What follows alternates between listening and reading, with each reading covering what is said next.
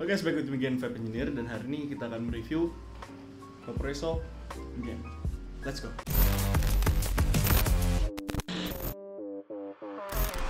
So, hari ini kita akan membahas tentang Vaporesso Gen. Vaporesso Gen adalah mod.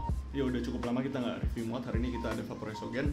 Nah, Vaporesso Gen ini gue akan buka dengan harganya di harga 575.000, which means ini termasuk harga atas untuk dibandingkan mod 200-an watt lainnya. Ini Vaporesso Gen ini ada di 220 watt dan di sini dibilang bodinya ada 107 gram ya. Ini boxnya, gue dikirimin adalah yang kit. Tapi di sini gue nggak akan bahas tentang kitnya, gue nggak akan bahas sub-ohm yang didapat di sini. Di sini namanya adalah SKR RS Tank dan gue nggak akan bahas tentang tank itu karena menurut gue akan membuka dengan kata-kata ini. Ketika seseorang membeli satu kit seperti ini, nggak akan ada lagi yang ngejual coilnya. Ya. Which means sub-ohm tanknya hanya akan dipakai sekitar 2 bulan. Habis itu ya udah, dan kebanyakan sub-ohm tank itu yang kit ya rasanya sangat standar dan memperkenalkan orang untuk vaping aja. Nanti kedepannya pasti orang ganti sub-ohmnya dan diganti dengan RDA atau tank lainnya. Dari desainnya, gue udah cukup lama pakai mod ini. Sebelum gue pegang unit yang ini, gue pernah pakai punya temen gue cobain, dan ini gue dapet yang warna silver. Waktu itu gue coba yang warna ungu, yang warna hijau, dan warna-warna lainnya. Dan menurut gue langsung to the point aja, gue bilang bahwa mod ini desainnya sangat keren menurut gue pribadi ya. Sini ada kayak motif-motif bolong-bolongnya di sini, ya. Ada tulisan Vaporesso dan juga di belakangnya yang di backdoor yang bisa dicabut ada logo Vaporesso-nya.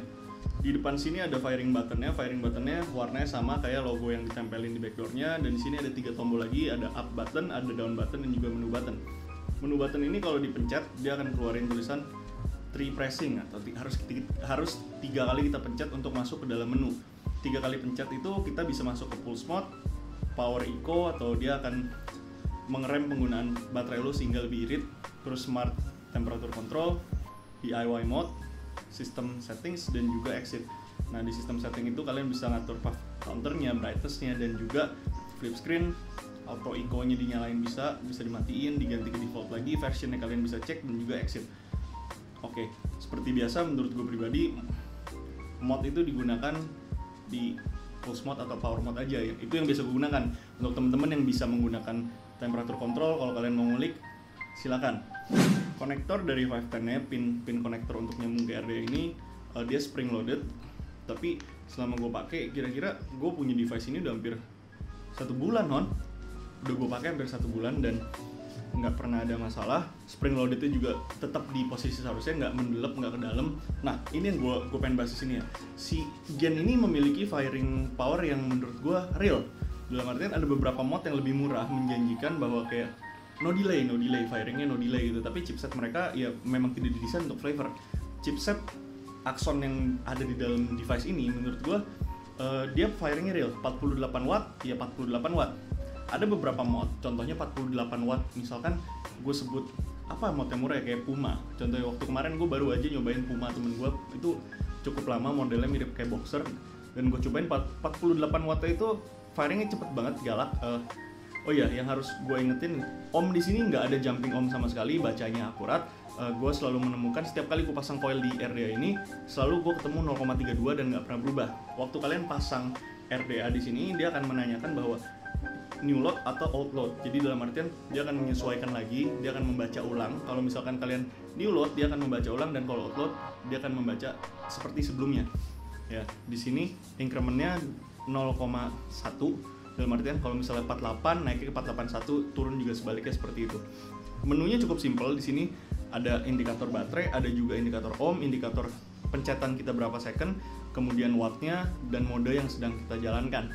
Untuk backdoor di sini ada 2 magnet ya, di atas dan di bawah. Waktu kalian pasang nggak ada kemungkinan jatuh sama sekali, magnetnya cukup bagus. Seperti semua produk Vaporesso yang udah gue pernah review, magnet yang mereka gunakan cukup bagus, nggak akan jatuh.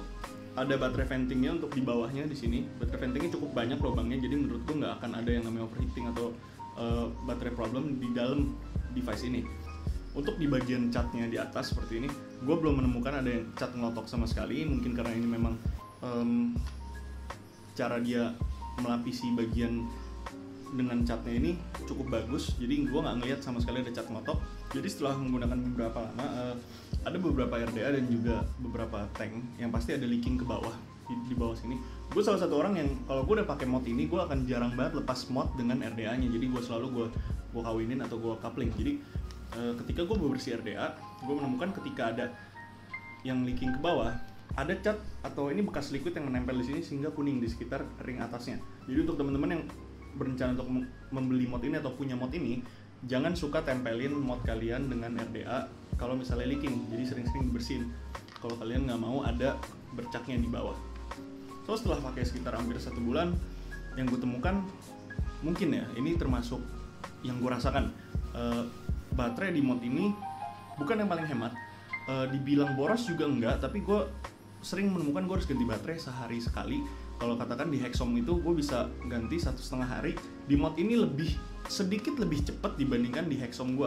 Mungkin karena di Hexom itu gue pakai di potentionya di 50. Tapi biasa kalau gue pakai di mod lain, contohnya di iGis itu kalau gue katakan pakai 48, gue mendapatkan baterai life yang lebih lama sedikit dibandingkan ini. Ini gue merasakan ketika gue nge-vape hari ini gitu ya. Gue mulai ganti baterai itu biasa gue ganti baterai malam, terus gue nge-vape waktu gue lagi depan PC gue lagi main game atau gue lagi kerja, tiba-tiba low battery sehingga gue harus ganti baterai gue.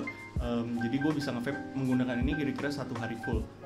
Nah yang gue rasakan lagi di indikator baterai ini ya, ini kan di sini terdapat tulisannya 77%. Dia hanya menggunakan indikator 1 baterai, jadi 2 baterai ini digabungin ke dalam 1 indikator. Yang sering gue temukan adalah baterai ini bisa digunakan sampai tinggal 4% atau 3%. Waktu di 4% atau 3% kalian udah gak bisa pakai lagi dan ada keluar indikator low battery. Jadi kalian harus mengganti ketika 4-3%, which means ini mungkin bisa gue bilang ada beberapa mod. Kalau kalian ingat yang dulu Dagger mod yang 1 baterai itu M-draw-nya jelek banget, dalam artian baterai masih 3/4 mungkin udah nggak bisa di vape karena M-draw-nya kencang. Kalau di sini baterai cukup stabil sehingga sampai 3-4% masih bisa digunakan. Pros, menurut gue pribadi pros di sini ya. Kita lihat dulu firingnya bareng-bareng. Ini 48 watt. Menurut gue 48 watt di sini cukup galak, nggak overpowering.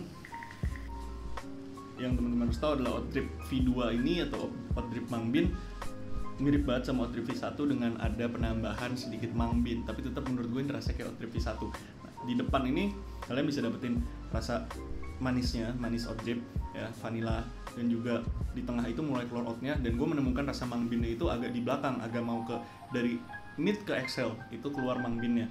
Manisnya masih ujung ke ujung. Nah, untuk mod-mod yang memiliki true firing atau wattnya stabil, ketika lu pakai 48 watt dan kalian dapat 48 watt dari modnya, firingnya, kalian akan mendapatkan flavor yang lebih luas dibandingkan mod-mod yang firingnya galak gitu ya.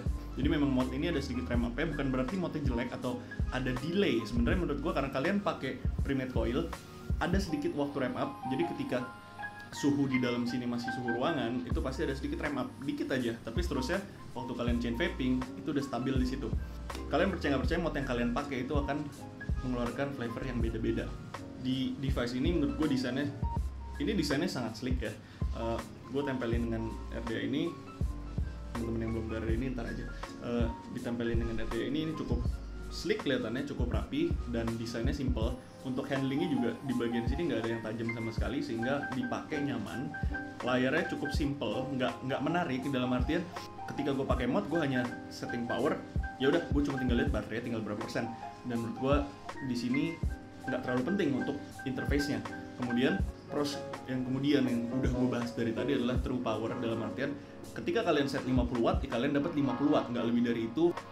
Ini kon mungkin bisa terjadi di beberapa mod juga, ini bukan kon dari mod dia doang, tapi ini harus gue sebutkan karena di unit gue yang ini gue menemukan ini menjadi warna agak sedikit kuning di sekitar ringnya. Kalian bisa lihat, untuk menghilangkan kon ini sangat mudah. Tadi gue udah bilang cukup copot RDA kalau udah nggak dipakai sehingga nggak ada liquid yang nempel di bawah.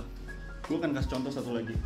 Jadi gue punya Hexom ini udah umurnya gue punya dari tahun berapa ya? 2016 2017 ya? 2016. Jadi Hexom ini udah hampir 4 tahunan, 5 tahun Hexom V3 ya. Catnya udah mulai ngelotok, tapi bagian atasnya, dan jarang gue copot atasnya. Ketika gue pakai RDA, gue jarang copot. firing masih bagus, semua masih bagus, tapi di atasnya catnya udah ngelotok semua. Dan ini kan Hex ini terkenal catnya paten banget ya. Lu bayangin kalau nempelin RDA yang agak leaking ke bawah. Dan gue jamin sih ini bukan masalah RDA A, RDA B, tapi hampir semua RDA pasti ngalamin begini dikit-dikit. Nah ini hasilnya kayak gini. So menurut gue kayak sih connya cukup di situ aja. Waktu gue pakai produk ini gue cukup enjoy. Ini gue udah pakai sebulanan dan gue nggak menemukan con yang lain di luar baterai yang menurut gue agak sedikit nggak boros, tapi baterai agak sedikit cepat habis. Oke guys, cukup untuk review hari ini. Gue Mike, Vape Engineer. See you next time. Bye bye.